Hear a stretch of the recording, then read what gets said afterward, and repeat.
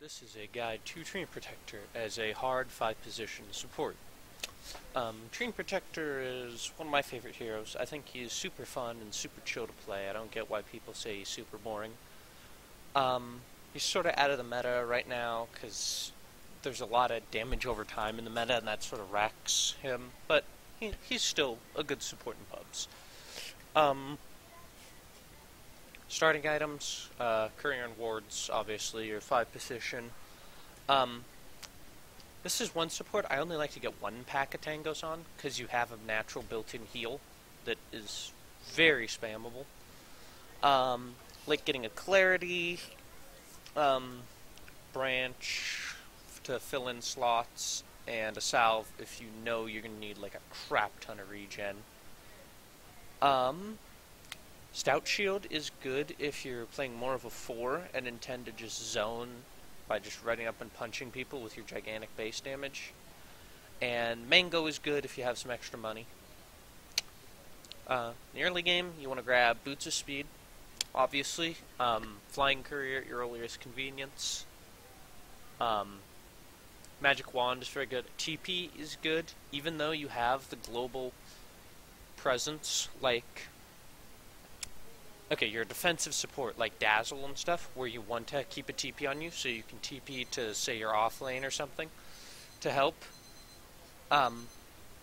The TP on tree isn't quite as necessary, since you have the global presence, but it still can be helpful, because your base damage in the early game is ridiculous, so you can turn fights. Midas is in here, because you farm like crap, and you kind of want levels, and you don't really need any other items, so getting a Midas is actually pretty decent. But generally you only want to get that if you're snowballing. Otherwise, basically all you need on tree is some kind of mana regen item. Now, whether that's Soul Ring or Arcane Boots sorta depends. You want to get Soul Ring when you're incredibly poor and you can only get up to 300 gold to buy the parts, whereas you want to get Arcanes most of the time because they're better, honestly, on Treant, because you don't really need the health regen from Soul Ring Tranks, but Soul Ring's still decent. That's pretty much literally all you need, is some form of mana regen and a wand, and then you're pretty much good for the rest of the game. You can just buy support items listed down here, which I'll talk about in a minute. Situational items, Blink Dagger is really good because that allows you to initiate extremely well with a Blink Overgrowth. Is one of the strongest initiations in the game. Aghanim Scepter is very good because it allows you to ward the entire map, giving you pretty much game-breaking vision, and it allows you to actually farm, which is good. Force Staff is just generally an all-around good support item. Also gives you some form of mobility if you cannot afford a Blink Dagger, which oftentimes happens. Refresher Orb is good to combo with your ultimate, because that's 10 seconds of lockdown. Okay, 9, but whatever. Vlad's is good to give your carries the damage aura, gives you good armor, etc., etc. Pipe, good against magic damage. If you can get to one, great. Mech and Guardian Greaves are obviously good in the late game because you'll probably have Arcanes, so you want to upgrade that. Necrobook is good in the late game, so you can actually push with your team. And then Tranquils, maybe if you go Tranquil Soaring or need armor. Then support items, obviously both kinds of wards for both warding and dewarding. Dust for invis, smokes for ganks. Urn is good item on tree because it actually gives you decent mana regen. You're tanky as hell with it because you have 3.3 strength gain. And it gives you even more heals. Medallion, also good because that increases your armor. And like I said, you have high HP. So getting armor on top of that really increases your effective HP. Then Gem is good. And then Bracer obviously can give you some extra survivability if you're being killed in fights. Skill build, you want to generally max living armor by 7, because as the game goes on, its effectiveness begins to drop. But at level 7, if you get fast levels, the 80 damage block on 7 instances of damage is actually insane. Generally want to get 1 point in Leech Seed early at level 1 because it's actually incredibly powerful slow. It's 28% for 4 seconds with 500 radius. That's pretty good. Good level 1 slow, that's sort of your only damaging ability outside of right-clicking. And then you want to get Nature's Guise. You get 2 points in it because level 1, the duration is only 15 seconds, which is kind of eh. And the cooldown is 10 seconds, so you only have 5 seconds of overlap. But level 2, 30 seconds of invis. That's plenty. Casting Nature's Guise on yourself is very helpful. You can just kind of walk around the trees. You can ward using it, like ward the enemy jungle by invising in, all kinds of stuff. So you get 2 points in it after you max that. After you max Living Armor. Then maxing out Leech Seed, obviously you need damage, you need the slow. And then finishing up, getting your ult whenever you can. Ult's incredibly powerful. Important thing to remember, the ult does go through BKB. However, if they are not BKB'd, and then they BKB well, they are rooted by your ultimate, they will break out of the ultimate. So you want to cast it after they have popped their BKB. Then obviously stats. This is Eyes in the Forest. That's what you get when you have Aghanim Scepter. Basically, it's like global tree wards, and then you can ult. It's really broken, but honestly, tree, you kind of never get to getting an Aghanim Scepter if you're playing him as a hard support, which he should be, because he's probably the most item-independent hero in the game. Like, you actually need nothing on this hero. Like, if you were just walking around with Arcane Boots and an hour-and-a-half long game, you would still be effective. Although, you'd probably want to blink an hour-and-a-half long game, but whatever. Treant is strong with, in combination with team fighting heroes like Phoenix and things who have trouble keeping people in the area of their ultimate, like Phoenix, Witch Doctor, etc. So, weak against heroes with lots of damage over time, Queen of Pain, coincidentally Phoenix, Invoker, anything like that. Also weak versus natural BKB carriers and or Manta carriers, because you can Manta out of his ultimate as well. Yeah, that's Treant Protector. Your base damage is ridiculous, so you're actually pretty good at zoning, even though you're a melee support. You're very tanky, and you hit really hard, so you just sort of run down people and just punch them. Do have 1.9 base attack time, though, so kind of problem there, but yeah, it's Treant Protector. Super good as a hard 5. Completely item independent. So, yeah.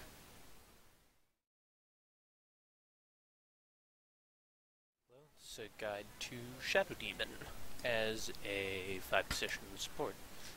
Shadow Demon's actually one of the least played heroes in the entire game in pubs, and I don't know why. I think the hero is super strong, and he's super fun, and I like playing him a lot.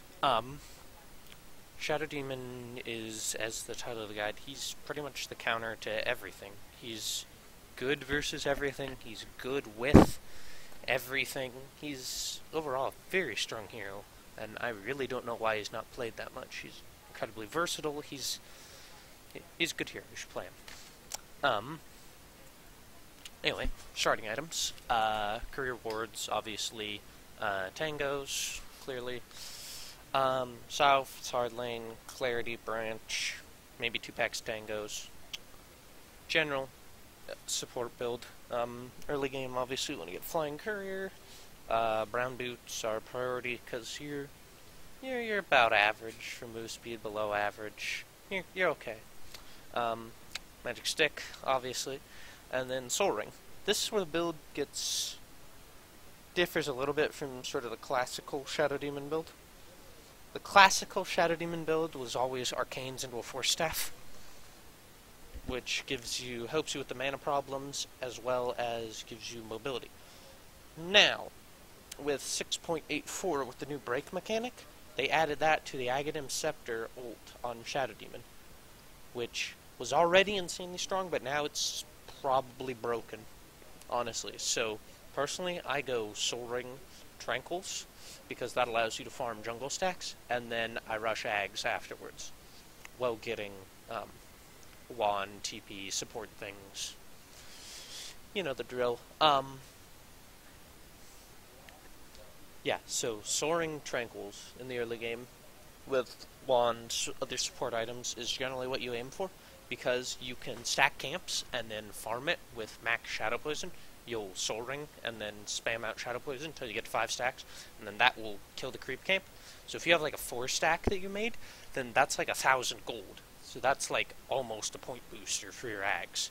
And so if you're able to do that a couple times, plus if you're involved in kills, if you're helping out in the lane, pushing towers, etc., then you're able to farm very fast Aghanims, which changes the game entirely for you. I'll explain Aghanims in a moment.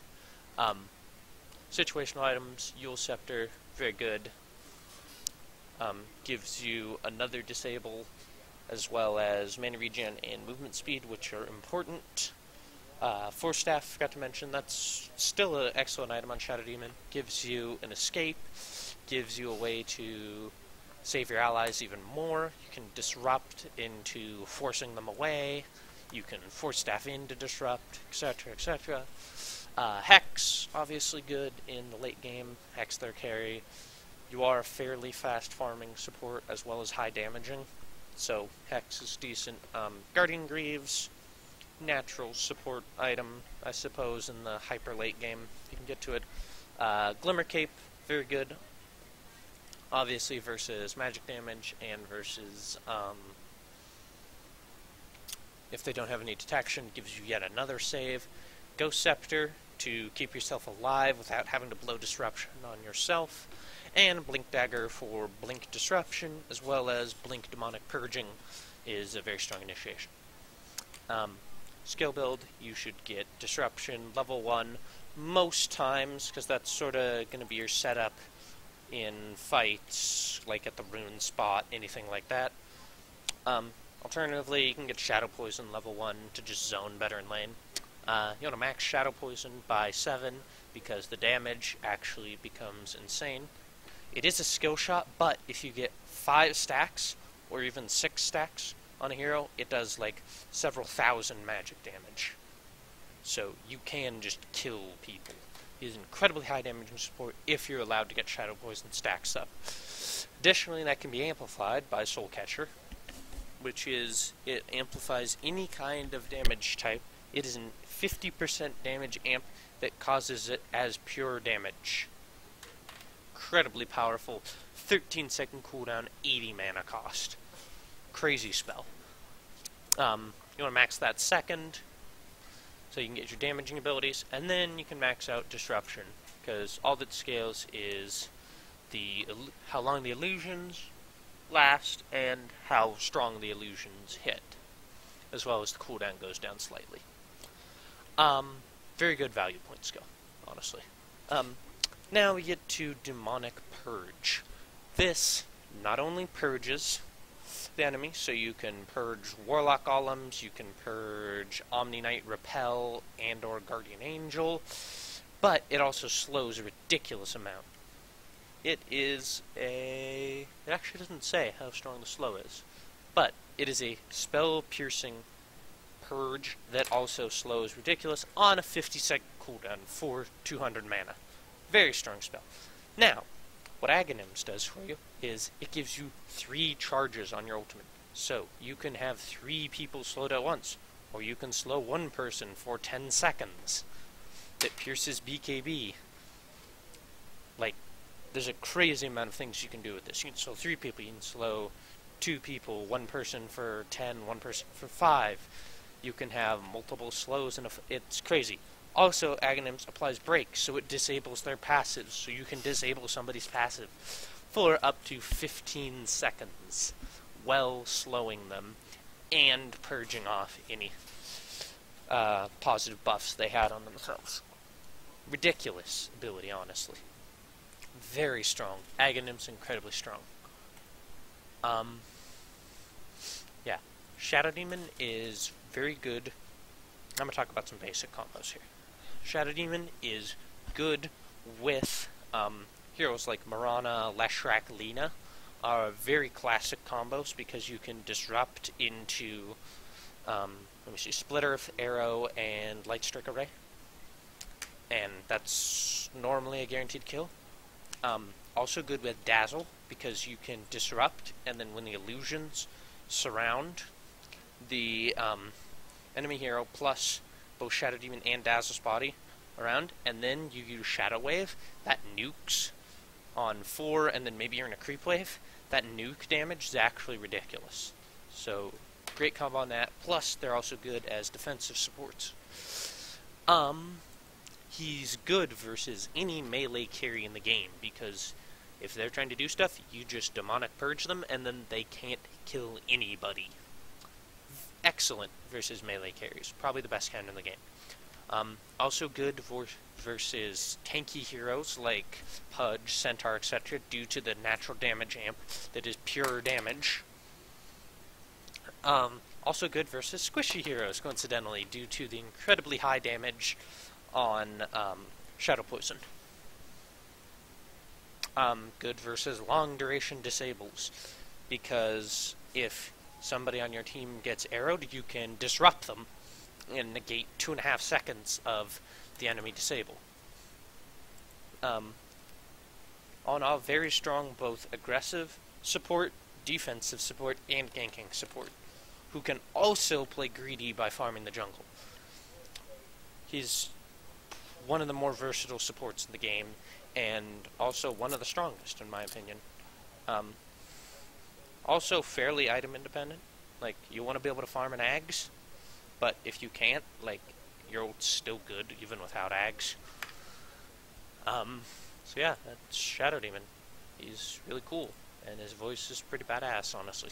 So yeah, Shadow Demon.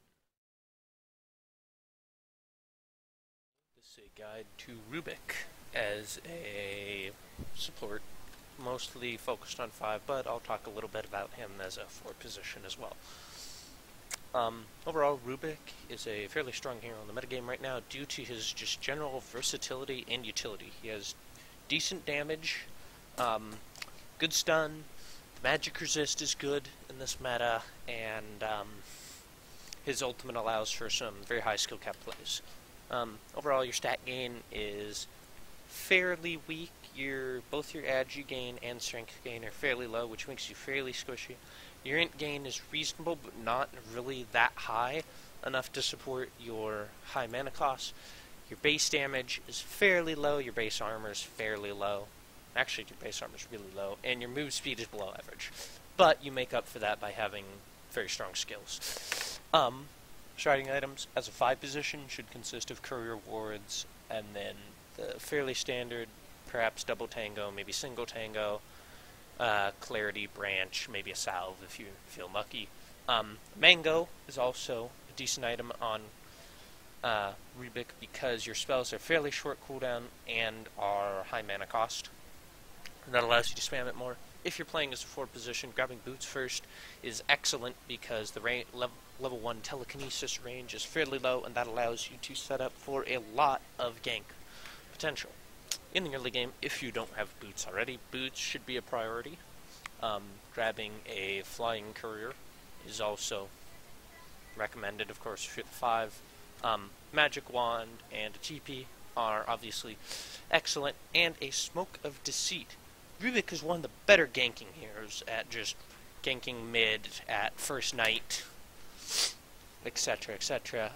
So grabbing a smoke and smoke ganking with your other support, and or maybe with the off laner if he's getting super zoned or whatever, or just solo smoking, can help snowball your mid lane out of control.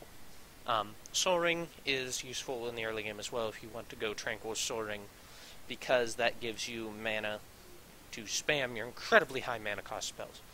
Also, alternatively, you can grab Arcane Boots, which is sort of the favored build, especially on a 4-position Rubick. But either Arcane Boots is sort of recommended unless you desperately need the health regen, in which case Tranquil Soul Ring can be better, or just Brown Boots Soul Ring is sometimes favored to get you to that all-important Blink Dagger that much faster. Core items, obviously boots, and then a mobility item of that's situational, I suppose I could say. Blink Dagger is clearly preferred. Blink Dagger allows you to position to get clutch spell steals. It allows you to blink telekinesis for a strong initiation and a gank. It's just generally a good item. Force Staff is similar, although less of the instant initiation, but it provides you with an escape and is also easier to build. Ideally, you want to get both. However, which one you get first is highly dependent on the game. Generally, if you're playing a 5, you have to get Force Staff first because you're just too poor to buy a Blink. Although, trying to just rush towards that Blink is incredible. Beyond that, general support items listed here are obviously good on Rubick. Wards, of course. Dust for Invis. Smoke, obviously, talked about, good ganking hero. Both Urn and Medallion are very good on the Rubick because Urn gives you sustainable health regen, you're a strong ganking hero, helps you with the tankiness. Same thing with Medallion. Bracer's good because you're incredibly squishy, so grabbing a Bracer is always recommended on a support. If you're being killed earlier, easily. Don't just blindly buy a Bracer, though. Get it if you are being killed and need to not be killed. As it does set back your core items significantly, especially on a support. And then Gem, of course, for invis and dewarding purposes. Situational items, Ghost Scepter, very strong on Dazzle, or not Dazzle, excuse me, Rubick. To keep you alive versus right-clicking and or physical damage carries. Solar Crest serves a similar purpose as well as giving the mischance on carries. Glimmer Cape, obviously good versus heavy magic nukes, as well as if they don't have detection, and gives you a way to act as somewhat of a defensive support. Vlad's good on supports in the late game to give the plus damage aura, help your creeps out, and free up a slot on your carries. Lotus Orb is good because you can cast it on your carry and it purges. So if your carry gets sheeped, you can purge the sheep, you can purge all kinds of things.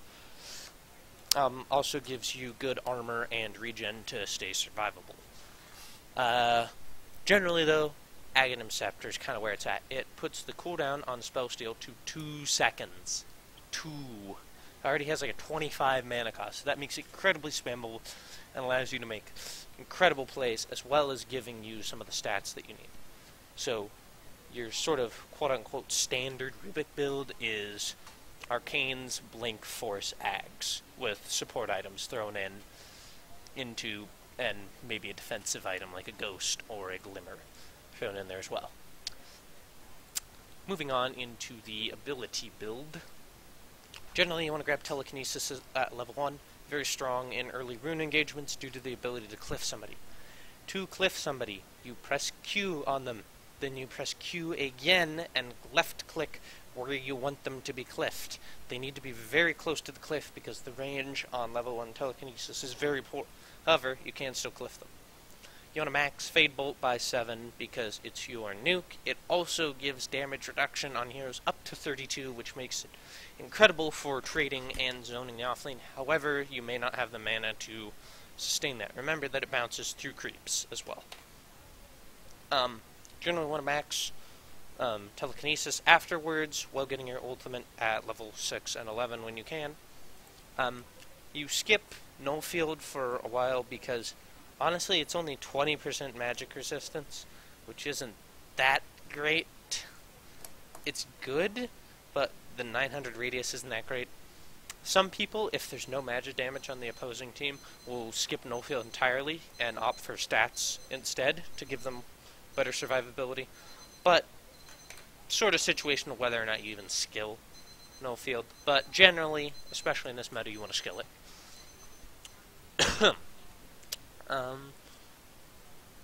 Yeah, spell steal's range is actually fairly decent. So, Rubick positioning is very key. You want to stand towards the edge of the fight and then be able to use the spells. You want to use your own arsenal and then use the spell that you stole. Rubick is good with other ganking heroes, such as Marana or Earthshaker, and also strong in aggressive lanes, such as like any carry plus Rubick AA support duo is just simply a devastating lane. Your animation is actually very good, even though your base damage is kind of meh, but your animation is quite strong. Overall, Rubick's one of the best scaling supports in the game due to spell steal as well as telekinesis' nature. So yeah, he's fairly popular this meta, also due to his versatility, primarily. So yeah, that's Rubick. Well, this is a guide to Earthshaker as a 5-position support and a little bit of 4-position mixed in there too. Earthshaker is one of the strongest here on this meta right now due to his strong ganking prowess, long-range initiation, and plethora of disables, in addition to his strong team fighting ult. Earthshaker, decent stat gains all around, high base armor for support, high movement speed, decent base damage, low int and agility gain, but great strength gain. So that means you scale well into the late game, as you will have more health. Starting items as a 5-position, courier and wards are clearly in there. One set of tango at least. At least a few clarities, 2 if not 3, because fissure costs a crap ton of mana. Salve if you're having a rough lane, and a mango is actually incredibly good because fissure's cooldown is fairly low, and you don't have enough mana for 2 of them. So having a mango is fairly good in early fights. In the early game, you're going to want to try to grab brown boots, obviously. Flying courier, very strong. Flying courier, what am I? Okay, flying courier, obviously, your support, you buy the flying courier. Let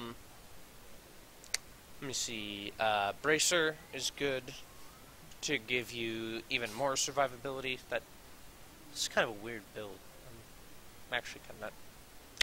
Whatever, bracer is not really an early game item, that's more of a mid game item on supports, but yeah, bracer, energy booster, you generally want to build into arcanes, although you can go tranquil soaring, because that gives you actual HP regen.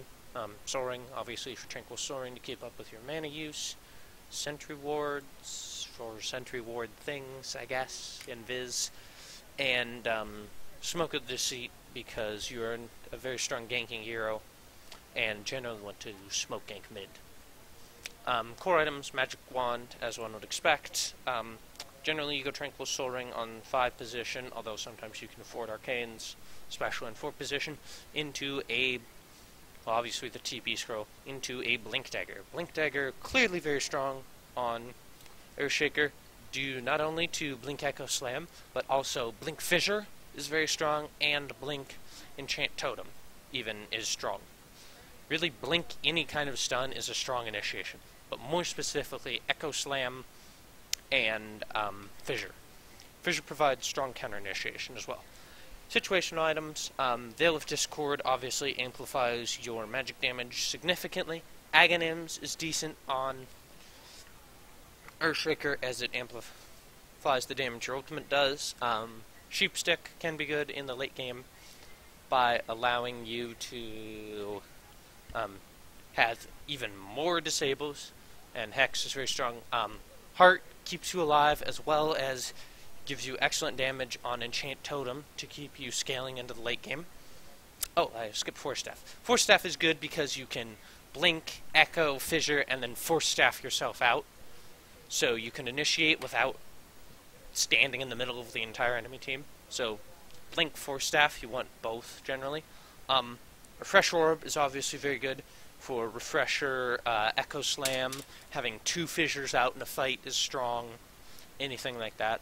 Bottle is good because generally Earthshaker plays as fairly roaming. You're not the best laner, so you don't kind of want to just stand in lane.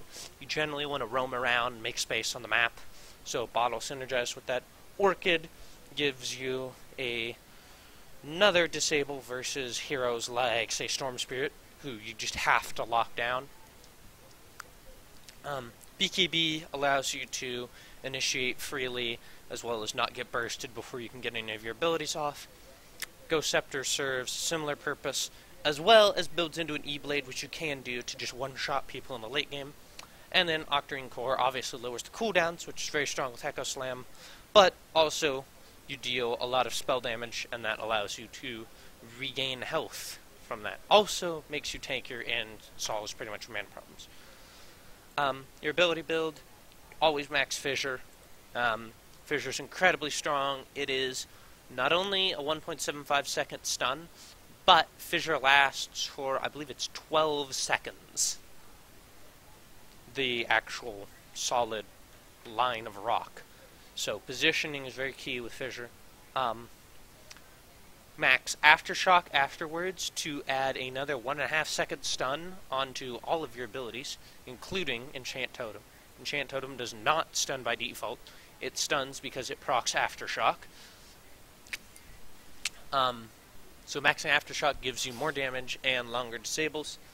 Finally, you want to max Enchant Totem because the bonus damage based on base attribute isn't that good, and just proccing Aftershock already gives you a stun, so you actually get more stun time. Then obviously you get Echo Slam when you can, and stats. Earthshaker, very strong in this meta. You can, in fact, even with Fissure, if you're a support, you can block the off-lane's creeps and help your off-lane out tremendously. That's sort of a high skill thing to do with Earthshaker. Other than that, you need to remember that you are not a laning support. You do not lane as Earthshaker, really. Like, you can leech some levels in lane, you want to farm a lane occasionally in the mid-game to get to your Blink Dagger, but generally you want to be roaming, you want to be ganking, you want to be creating space on the map. That is what you do as Earthshaker. You make space. Anyway, Earthshaker, really cool.